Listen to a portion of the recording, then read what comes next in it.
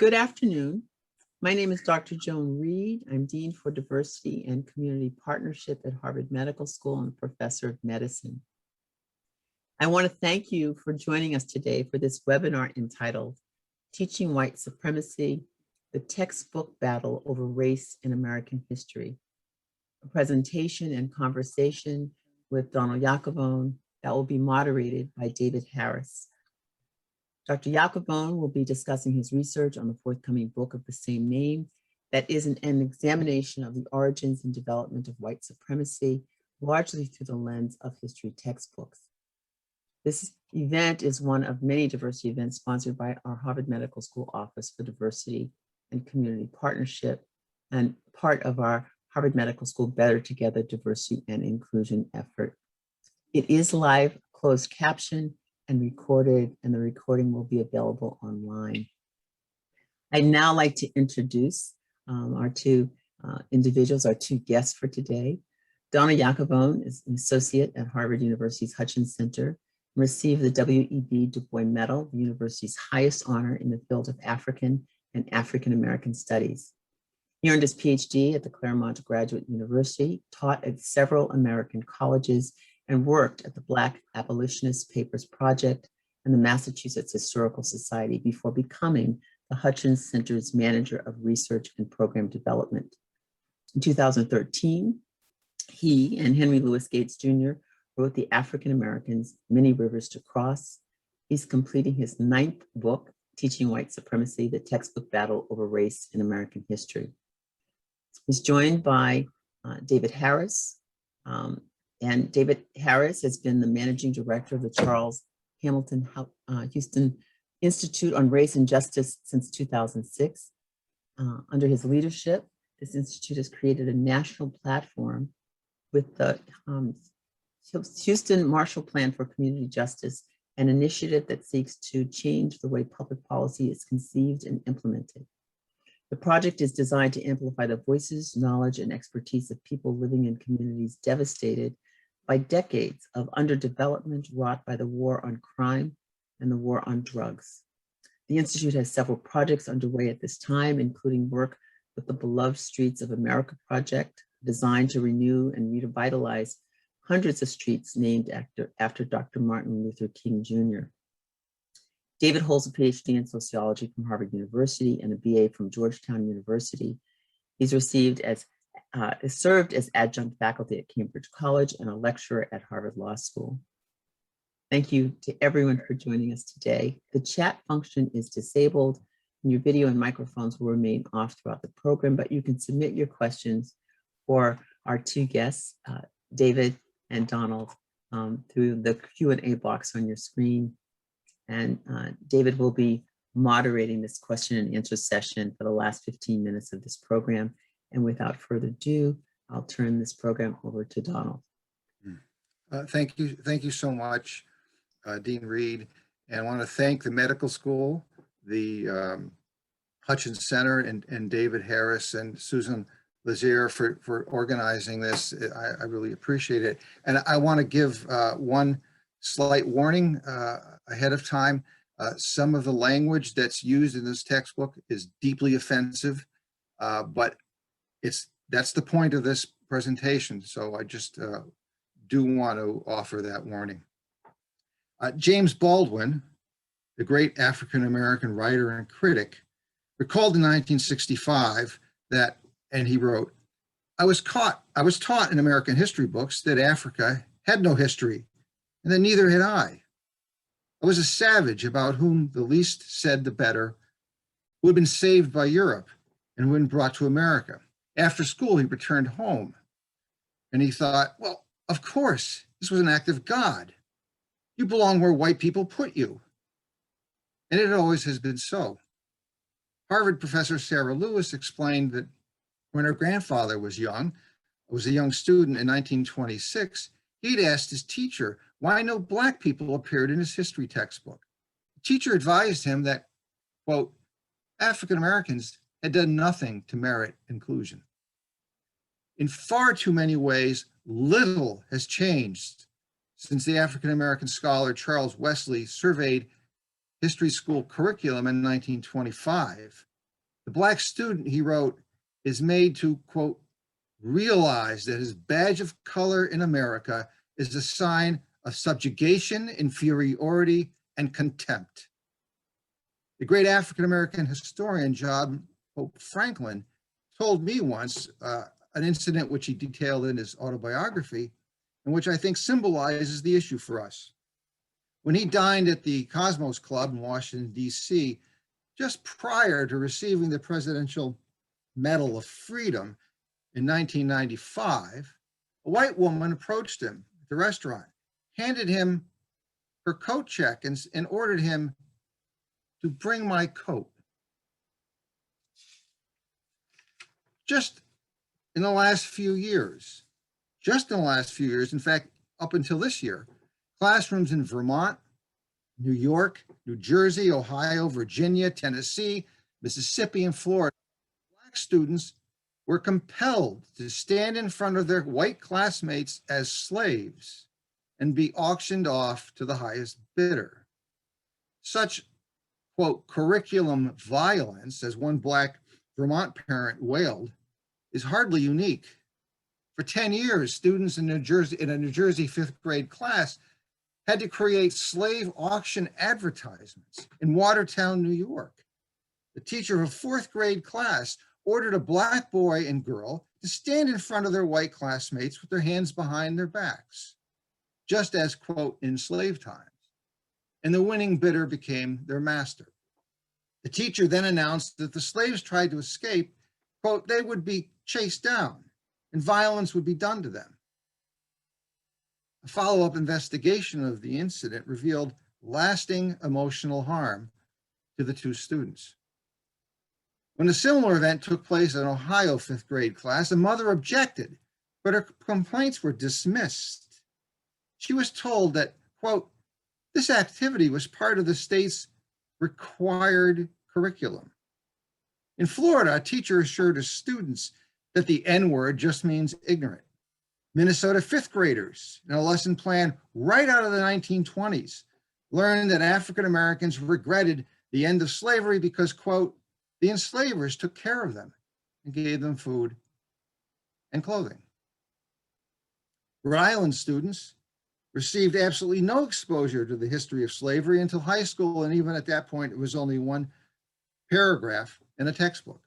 In Oregon, a teacher advised a group of biracial students who had apparently acted up during lunchtime, and she told them, quote, you're lucky I'm not making you pick cotton and clean my house.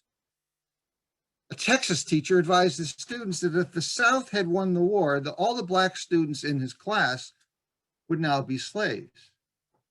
Until 2019, Texas textbooks described slaves as, quote, imported workers, and that secession, not slavery, had caused the Civil War.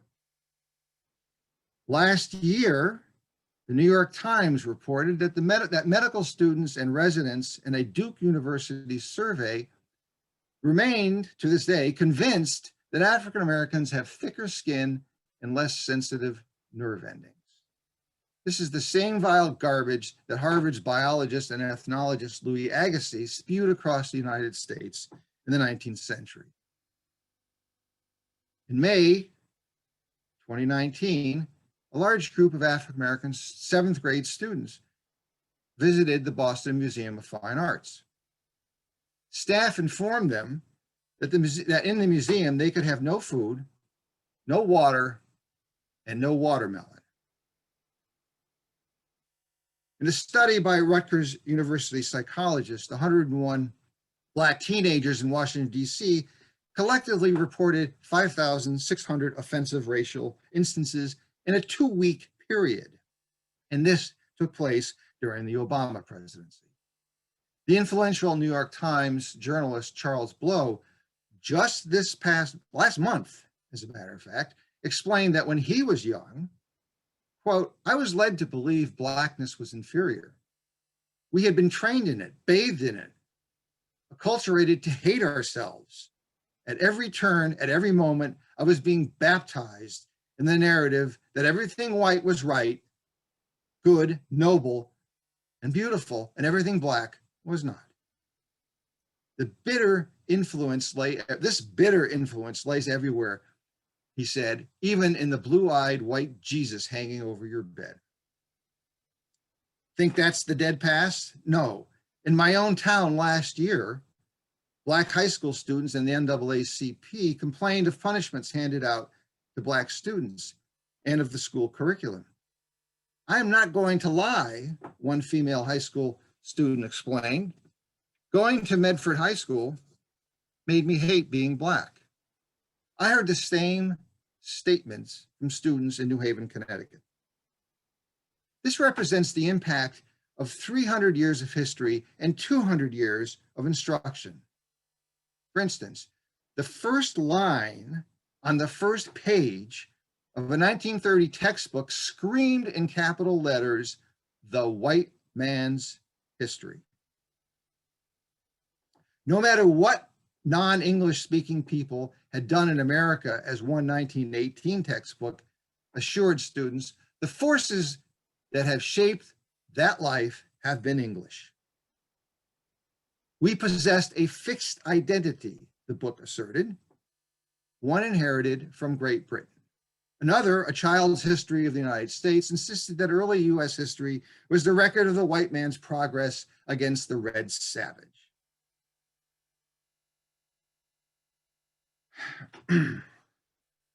Slavery and African Americans had no place in that 56 textbook.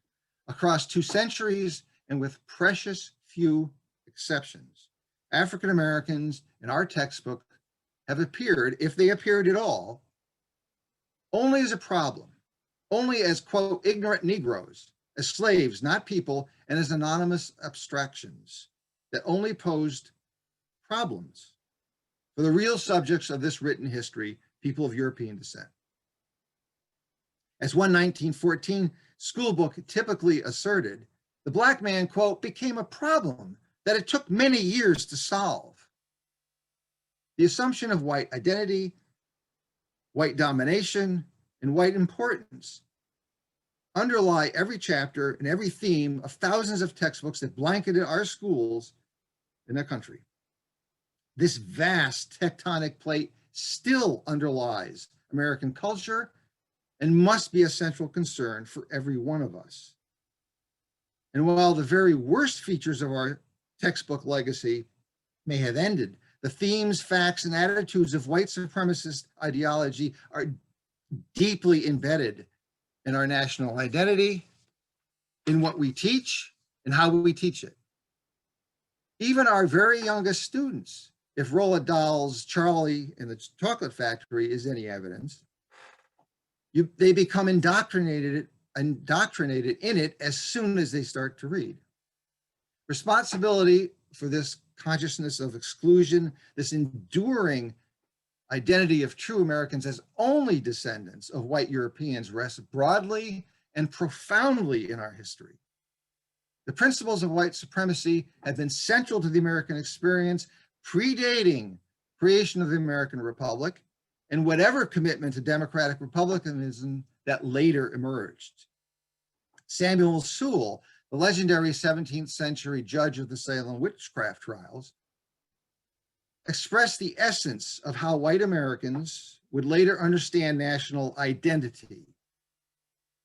Ignoring all evidence to the contrary, early American settlers and their descendants, especially their descendants, understood their new communities as special, divinely inspired creations of Europeans for Europeans. The people of African descent who lived there and moved among them, not even considering the native residents, especially in New England, would always be outsiders, foreign objects, no matter how respected, even admired some people of African descent might be, and Sewall noted some of those in his diary, in his famous diary. They would always remain separate, distinct, and outside the mainstream of American life. Sewall, in 1700, famously published The Selling of Joseph, the first anti-slavery pamphlet in American history. And he denounced slavery as unchristian, an unchristian scourge, and reminded New Englanders that, quote, he hath made of one blood all nations of men. Yet, Sewell also explained that African Americans, quote, still remain in our body politic as a kind of extravasant blood. The African presence provided such a fearsome concern for Sewell that it made him wonder if he would retain his cherished whiteness, quote, after the resurrection. This assertion of a people who exist outside of life's mainstream, beyond white consciousness, set the pattern that would remain with us to this very day. Most contemporary public attention, if it considers the subject at all, understands the persistence of racism as a legacy of Southern slavery. But in the end, the ideology of slavery is only a subset of the larger, more enduring, and specifically Northern ideology of white supremacy. From Samuel Sewall at the close of the 17th century to the full blossoming of white supremacy in the 19th, it has been Northern thinking that has propelled racial subordination, not just defenders of slavery and Southern proponents of Jim Crow culture in the 20th century. In every important field of thought and culture, it has been Northerners, especially those from New England and New York, who have most aggressively advanced the suppression of African Americans and created the ideology of white supremacy, a term first popularized by the Canadian-born New Yorker John H. Van Every. If we could see that first image, I'd appreciate it. One of the nation's most important white supremacists, and the least known, Van Every became the nation's first professional racist, best known for his repellent books, Negroes and Negro Slavery, Subjugation, and White Supremacy and Negro Subordination. He ran a publishing house in the heart of Manhattan and also published poetry, a novel, and in 1866, a truly outrageous textbook, history textbook, which in fact was used in Boston by his business partner, Rushmore G. Horton, a maliciously inspired marketing genius who first popularized the terms white supremacy and master race. Van Every was a toxic combination of Joseph Goebbels, Steve Bannon, and Rupert Murdoch, who helped shape modern white supremacist ideology. Few Americans in the mid-19th century who read a newspaper, and that was most of them, failed to see an endorsement of one of his publications or one of his endless advertisements for his books and articles. His inventive and revolting racial theories translated the new ethnological science of men like Harvard's Louis Agassiz to a very eager public. He used racial bigotry to craft an image of himself as the defender of the working man, and in an all too familiar approach, presented himself as an influential and successful, very successful businessman with their best interests in his heart. To Van Every, God brought African American people to America for good reason, quote, as cooperating partners of the whites. We are as essential to each other as boys on the opposite end of a seesaw, he wrote. As he explained in his 1866 pamphlet, Six Species of Men, God had created the white race as the superior race, but he also created lower orders of mankind. He rejected the idea of human unity and asserted that God created mankind just as he created the animal world, with many groups or families of individuals or of species, each of these composed of different kinds of species or different orders.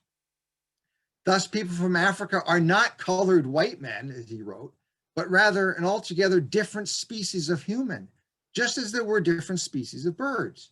They were inferior birds, just as there are inferior people, but designed by God to do the white man's work. They were no more slaves, the term he refused to use, than were oxen or horses, but they are essential, according to him. The happiest conjunction that ever occurred in human affairs. Van Every argued that the presence allowed for the construction of white equality, and no white equality could exist without them. Indeed, his understanding of American democracy's underpinning would ripple down throughout American history. About 100 years later, the Harvard psychologist Gordon Allport found it even in a 5-year-old white girl who he had interviewed, a girl who expressed her unhappiness that a neighboring African-American family had moved away. Now, she cried, there is no one that we are better than. Deep in American democratic consciousness, as Susan Nyman found in her powerful study, Learning from the Germans, Race and Memory of Evil, the white supremacist gained, quote, more dignity simply for belonging to a superior race, to a higher race. Within such a racialized context, we can begin to see why our nation's textbooks have failed so pathologically to incorporate African Americans, Native Americans, and others into the mainstream of our history. Such has always been the case. Noah Webster's 1832 History of the United States proved distressingly typical of US history textbooks published before the Civil War. The Connecticut-born Webster, gentleman of a dictionary fame, cared nothing for the history of slavery or African Americans. Recalling James Baldwin's opening words in this talk, I would remark, Webster wrote elsewhere, that of the woolly-haired Africans who constitute the principal part of the inhabitants of Africa, there is no history, and there can be none. That race has remained in barbarism from the first ages of the world. Their country has never been explored fully by civilized man. For Webster, Puritans, especially Connecticut Puritans, where he was from, were the country's true founding fathers. His book made only passing mention of the settlements below Mason-Dixon and completely ignored the rise of slavery. For Webster, American history was the record of his Puritan forebears and no others. This set the standard of whiteness in history for the next 2 centuries. Much to my astonishment, no American history textbook before 1860 ever mentioned the name of an abolitionist or acknowledged the existence of an anti-slavery movement. Given how the Compromise of 1850 rocked the country and bonded the idea of abolitionism to civil rights and free speech, this fact to me is astounding. If the controversy over slavery was mentioned at all, and it was mentioned, of course, but the focus was on politics and Congress, on political leaders like Henry Clay. History for this generation of authors, and I can't emphasize this enough, the textbooks all form this model of European exploration, colonization, the revolution, constitution forming, and then every successive presidential administration, with each paragraph numbered. That's the format that was used over and over and over again. And some books into the 20th century retained that format. From a reader's perspective, it proved onerous and at times truly oppressive. William Swinton's 1872 First Lessons in Our Country's History, aiming to combine simplicity with sense, was the title, clearly proved intolerable to one student who stabbed the copy I read at Harvard's Gutman Library with a sharp implement. It went right through the cover and halfway through the book. The Connecticut-born Samuel Griswold Goodrich, who gained fame as Peter Parley, claimed to have published 170 different books, selling 7 million copies. His enormously popular Pictorial History of the United States, originally published in 1843, sold over 500,000 copies. The 1866 edition published a year after he died, simply tacked on a new chapter about the Civil War to the old edition, and somehow neglected to mention the end of slavery. His brother, Charles A. Goodrich, along with another author, William Seavey, they published a history of the United States of America for the use of schools. This was first published in 1858 and was expanded in 1867. And it followed the same format as the others with the numbered paragraphs. It did offer a disapproval of slavery, never mentioned any abolitionists, except John Brown, who of course was insane. The book lacked any coherent discussion of even the beginning of Reconstruction, and thus the messages sent out, Black lives do not matter. There are important exceptions to this pattern of white supremacy that appeared after the Civil War, shaped by the abolitionist movement and particularly radical Reconstruction. But textbooks published after Reconstruction ended, certainly beginning in the 1890s, proved far more disappointing, far more destructive than anything published earlier. Even authors who had offered sympathetic views of the abolitionists and even treated John Brown dispassionately revealed the deepest prejudice when they dealt with the history of Reconstruction.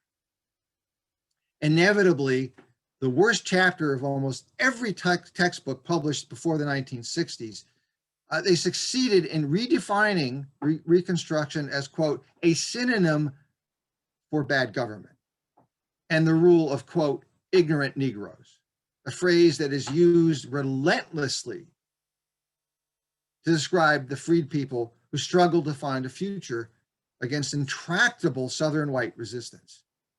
Indeed, reading our textbook, History of Reconstruction from 1900 to the mid-1960s, is a shocking immersion in historical distortion, white arrogance, and racial domination, Black incapacity, and nostalgia for the sweet days of slavery. How sweet? If we could have the the next image, please. Arthur C. Perry and Gertrude Price's 1914, the next one, not that one, 2-volume American History Grammar School textbook.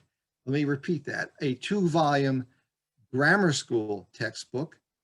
That's it. Explain the life of slaves by this colorful image of gleeful Negroes at the cabin door after a day's work, getting together for a rollicking good time.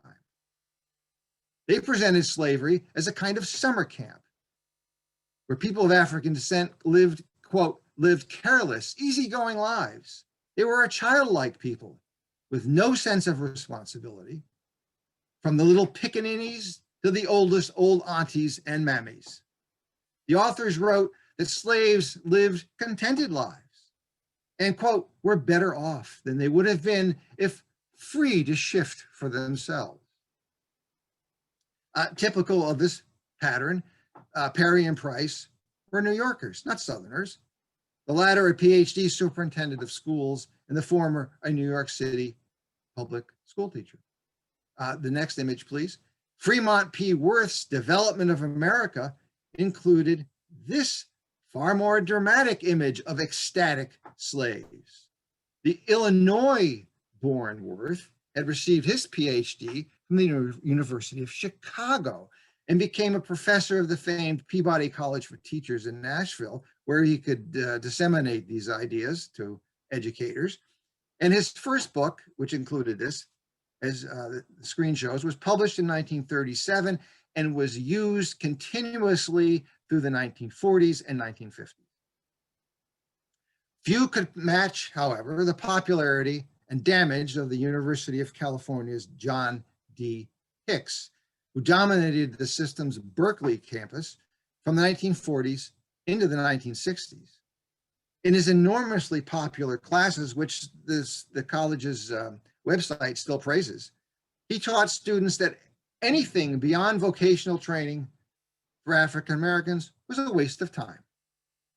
He mocked in his textbook the African Americans what he called pathetic eagerness for education, asserting that they showed no great proficiency beyond elementary stages. Slavery to Hicks represented little more than a series of picnics, barbecues, singing and dancing, with slaves enjoying, quote, a keen sense of humor. They rarely fretted over their lives, he wrote, and often felt, quote, deeply devoted to the master and his family.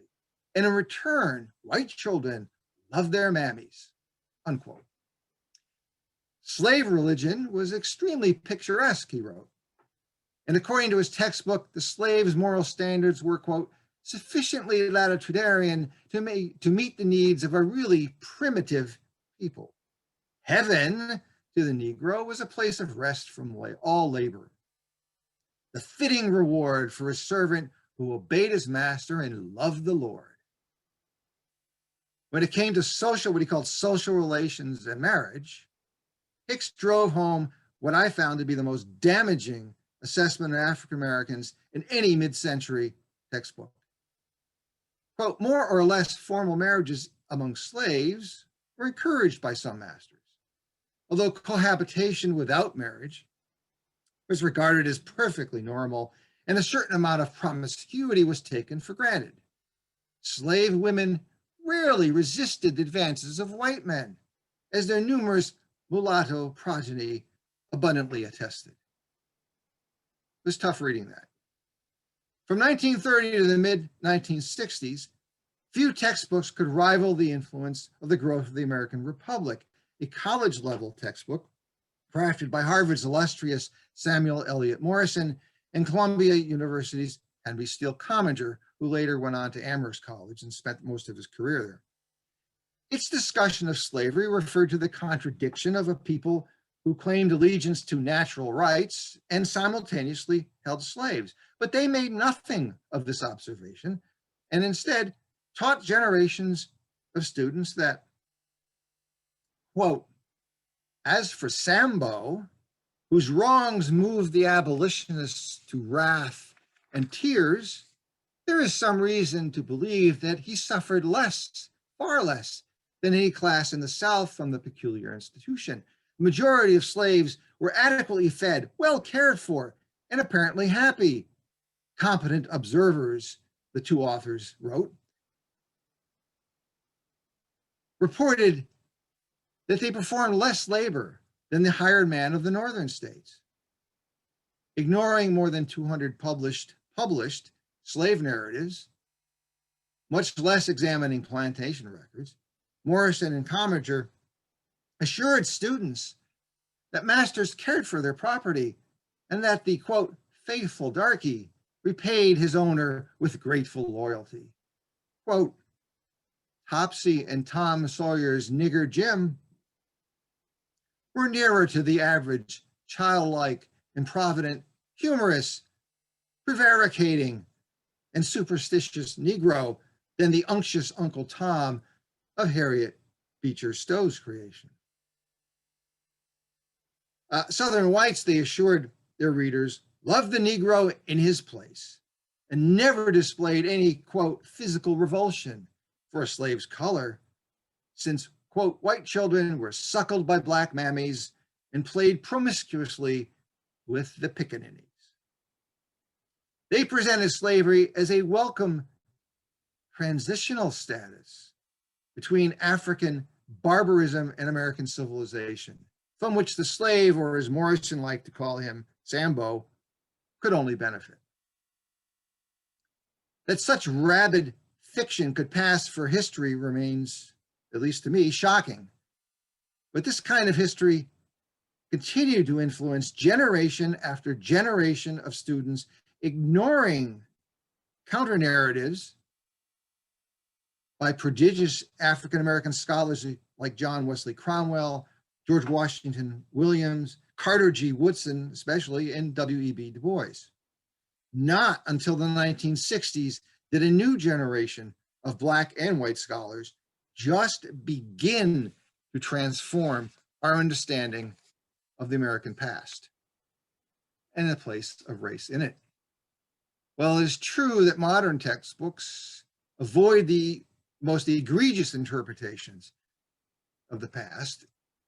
But as the Southern Poverty Law Center has recently pointed out, it, in the end, makes a little difference what textbooks say if teachers won't teach it. And if we continue to have gym teachers teach our history courses. One cannot overemphasize the impact of school textbooks or modern electronic resources, especially modern electronic resources, for the teachers who use them or not. As the famed author of The Education of Henry Adams reminds us, parents give life, a killer could take a life, but, quote, his deed stops there. A teacher affects eternity, and he can never tell where his influence stops. Thanks for tuning in.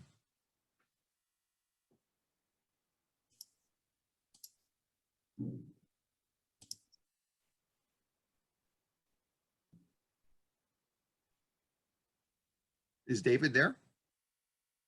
I want to thank you. I think we're bringing David on. Thank you for that.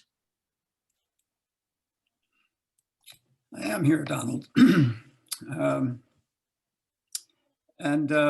Probably, along with the rest of the audience, it takes my breath away. I mean, we've talked about this work for quite a while, but every time I hear it recounted in its details, I was impressed by your scholarship and also dismayed by your findings. And I suspect that everybody viewing shares in that kind of emotional complexity of appreciation and dismay. And certainly, the book is certainly timely. I mean, today the term white supremacy has become part of our vocabulary. We hear it spoken and we use it, and I think this is a critical way for us to understand some of it, with some historical specificity, that this is not simply rhetoric, a rhetorical phrase or turn of phrase. But I'm curious to know a little bit about your work as an historian, and so I'm wondering if you could tell us a little bit about when you started this book, because I think you started it before white supremacy as a term was so commonly used. And what else is in the book? Aside, what else do you add to it? Now, before you answer that, I have to insist that our audience, with this this preview and spoiler alert, will in fact buy the book when it comes out. But tell us a little bit more about the journey that this book represents. Yeah, thanks. That's clearly an important question, and one that concerned me from the beginning. As you pointed out, when I started this project, the term white supremacy was hardly used. And compared to when I started this, it's ubiquitous now. It's an interesting transformation in a relatively brief period of time. I didn't start to write this book. I never intended to do it. In fact, I had started another book. I wanted to write a history of the impact of the anti-slavery movement on the rise of the modern civil rights movement. And I had spent better part of a year working on that project. And I spent at least 3 months at Harvard's Houghton Library reading the papers of John J. Chapman. And at the end of 55 manuscript boxes, I wanted to take a break. I thought, well, I'd go over to the Gutman Library, the education library at Harvard, and take a look at a few textbooks to see what they said about the abolitionist movement for this bigger project that I was doing. I have trouble conveying the sense of shock when I got there and was confronted with a collection of at least 3,000 history textbooks. And I thought, oh my God. Well, I'll just start at the beginning. I'll see what textbooks were saying about the abolitionists when the abolitionists started. So actually, I started with Webster's book in 1832.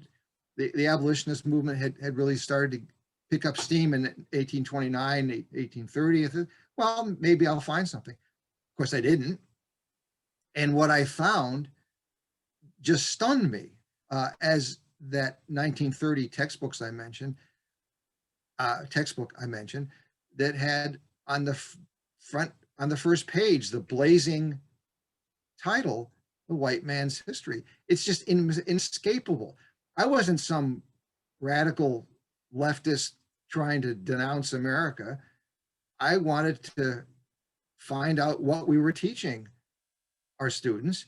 And if they had said everything that we would approve today, I would have written that book. In some ways, I'm a reporter. I don't make the news, I report it. And I was increased, as I read one textbook after another, I was increasingly impressed with what wasn't there, as opposed, in addition to what was there. And so I just kept at it. And the more books I looked at, the more this story started to unfold in front of me. And I thought, well, I think I'm going to have to stop that other project and do this one, because this is something I hadn't ever thought of. Now, I knew the historiography. I've read all the major historians. I knew what history had been and how it been transformed from the 1940s to the present. But it never occurred to me to look at how that scholarship had translated to students, to young students. So as I was reading these books, I'm thinking to myself, my God, this is like a poison in a syringe being injected directly into the young students' minds. It was such a devastating shock that I was captured by this project and couldn't get out. And here we are. No, I remember when this was just a chapter. This was this was a diversion, and you know, and I have to say, I can't imagine what it must have been like to read this material, to be immersed in it. And I know that you would come out of the library sometimes with stories to tell that just make the blood crawl. So, you know, I wanted to, there's so much, and I think we're going to try to turn to the audience soon in case they have questions. Sure.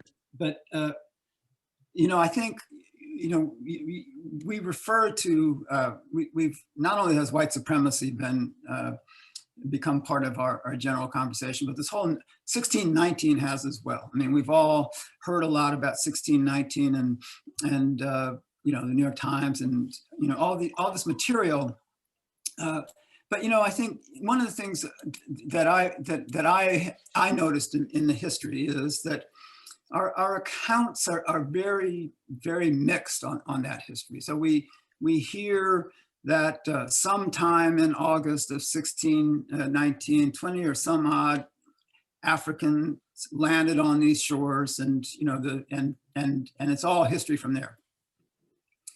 We also learn, and in fact, in 2019, celebrated the first instance of so-called representative democracy on July 31st, a very specific date. We know very specifically the date of that event, and we kind of celebrate it as democracy. And you made a comment about democratic republicanism being fairly late, you know. But to me, one of the things that's really fascinating is the extent to which the history itself is so thoroughly biased. Right?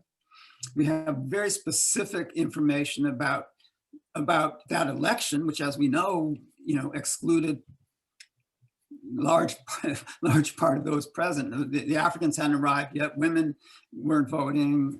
Native people weren't voting. Those without property weren't voting. So the whole notion of our democracy is based on both a kind of erasure of the presence of Black people and as historical actors, but also this exclusive history. And I wonder, you know, what you think of that in terms of, and this work in terms of of American democracy? I mean, what are the implications for our democratic republicanism?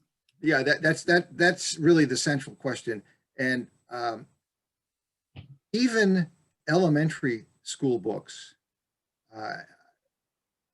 in the 19th century and well into the 20th century made the observation that slavery and representative government were founded simultaneously in 1619 in Virginia. And not a one of them followed up on that observation.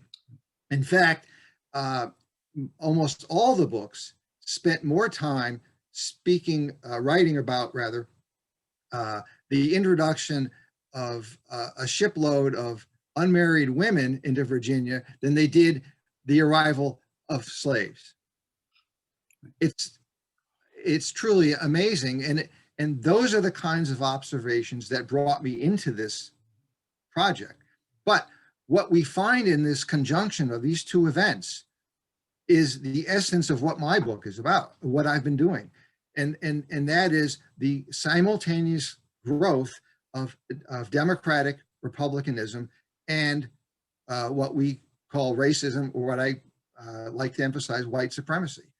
In fact, what I found is that they come to depend upon one another. And this is what John Van Every's point was, that in order to have a democracy, and John C. Calhoun made exactly the same point, we had to have suppression of African Americans.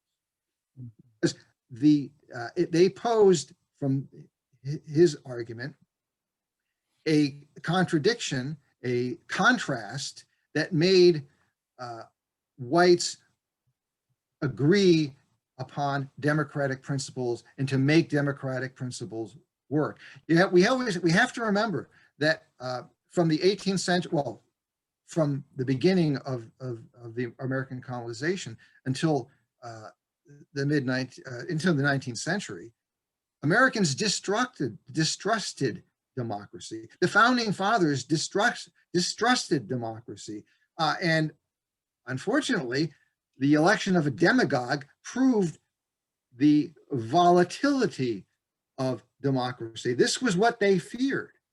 But what Van Every and his and many of his fellow whites, and certainly John C. Calhoun, argued was that in the case of Calhoun, enslaving, or in the case of Van Every, subordinating African Americans, allowed democracy to flourish, and it could not flourish without it. So what we are looking at is the creation of American identity, and that American identity is a white one, a white European one, and it is also a flexible and malleable definition. Whiteness never was fixed. In the case of Van Every, in his day, he included people of Jewish descent. But by the end of the 19th century, that wasn't going to happen. And Jews were excluded from whiteness, just as Catholics, or Irish and then Catholics, were excluded and then later included. So whiteness is a malleable concept that changes over time. But this is what is being taught. This is what Americans come to see them. It's the lens through which white people see the world and themselves and their government.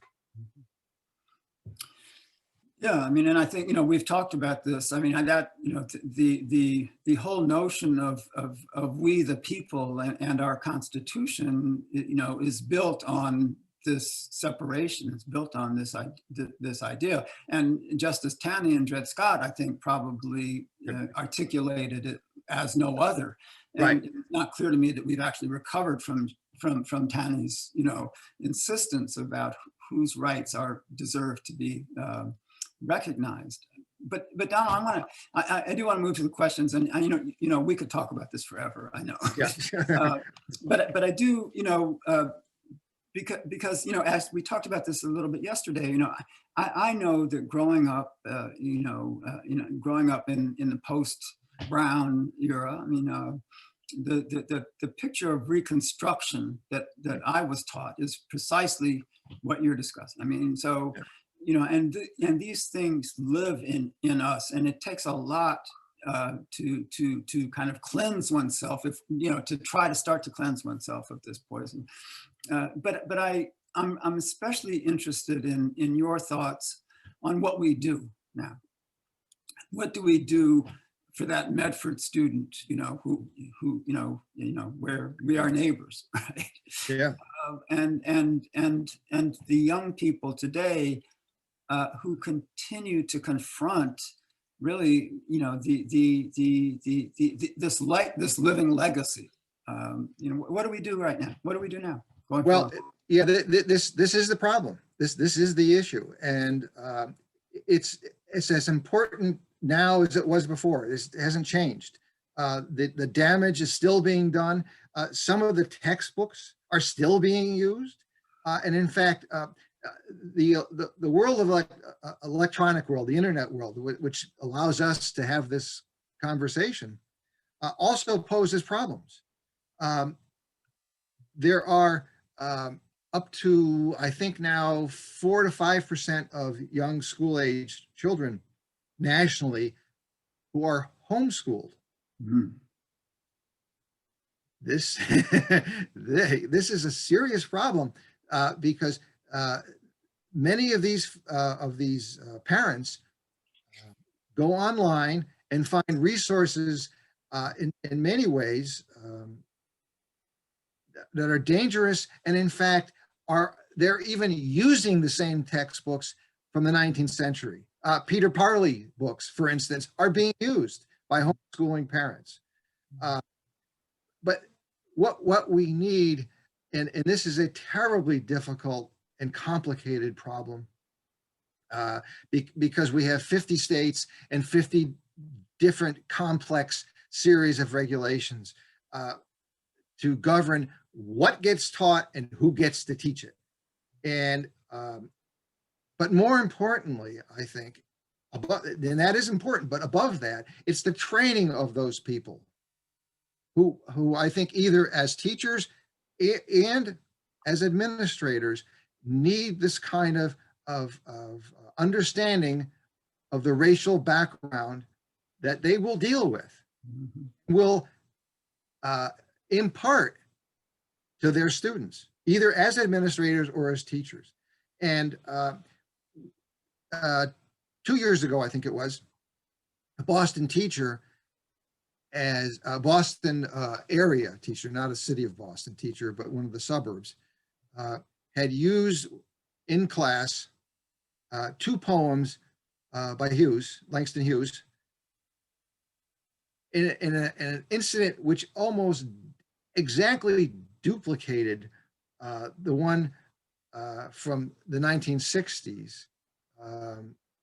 His name just slipped out of my head. The great educational theorist, Jonathan Kozol, who was fired for introducing unauthorized poetry from Langston Hughes in his class.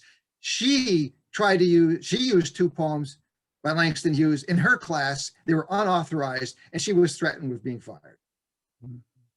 This cannot stand. Well, so again, I mean, I appreciate that. I mean, I think, you know, one of the implications is, you know, a level of engagement that we all have to have with our school systems. I mean, I think, but it's complicated. You know, we know the textbook industry is dominated by, you know, by a very small number of states, and you know, but I think I don't see any questions popping up. So I'm going to ask you. So sure. Maybe, you know, the other thing that's obviously very much in the news. You mentioned Charlie and the Chocolate Factory, and we know that there is a great deal of attention being paid now to Dr. Seuss. So I mean, I think about not textbooks, but the popular culture, as it were, and the way in which these messages, and the way in which they mesh with some of this messaging, and what you think about the you know, the way we can and should deal with those as well. Yeah. Well, yeah. Look, education is a broad concept. It's not just formal schooling, but we get education from all different sources. I taught as a youngster. I didn't see it at the time as what I was doing. I was reading my own history. Mm-hmm. Mm-hmm. So I got, I was educating myself when I was a youngster. So we have all different kinds of influences. And without parents, without teachers, without administrators being aware of this issue, being aware of the complexity of identity. In the 1990s, Arthur Schlesinger Jr. Wrote a book on a related subject, and he described his unhappiness with people pushing what was then popularly called multiculturalism, which is a term that we still use, but was new at the time and disturbing to even liberals like Schlesinger, who wanted to maintain this idea of the American melting pot. And he used that phrase. And he objected to people who opposed the melting pot, because in his idea, they're all thrown in the pot and they become one.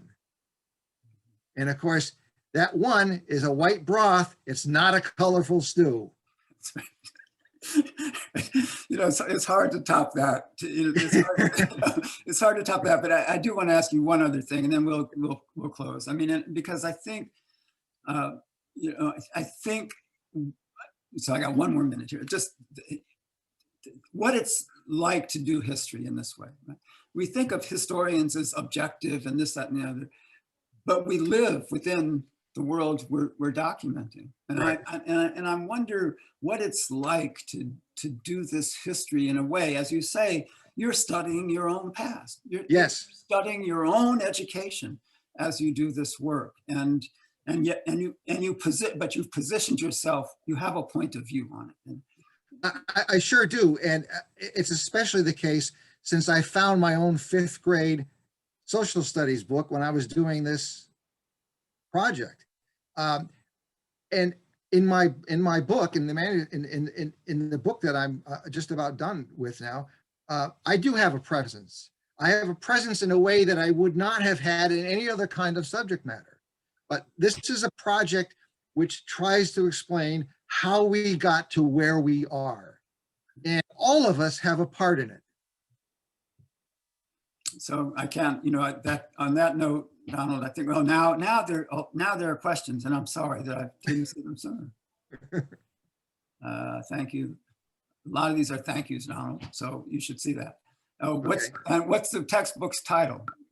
Heather, do you mean, I don't know. Do you mean Donald's book? What's the title of your book, Donald?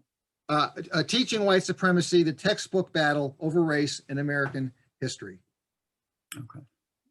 All right, people, I'm sorry that I did not see all of these other questions. I'm told that we're done, and we appreciate your time.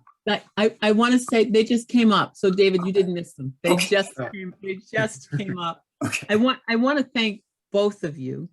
I also want to say I'm a pediatrician and a mother and a grandmother and an educator. And this is such an important conversation. And clearly, the youth are something that I care deeply about and worry about on many different levels. But I also think about those of us who've been subject to this indoctrination, this sort of mind game, who are now our college students and our graduate students and our medical and dental and public health students.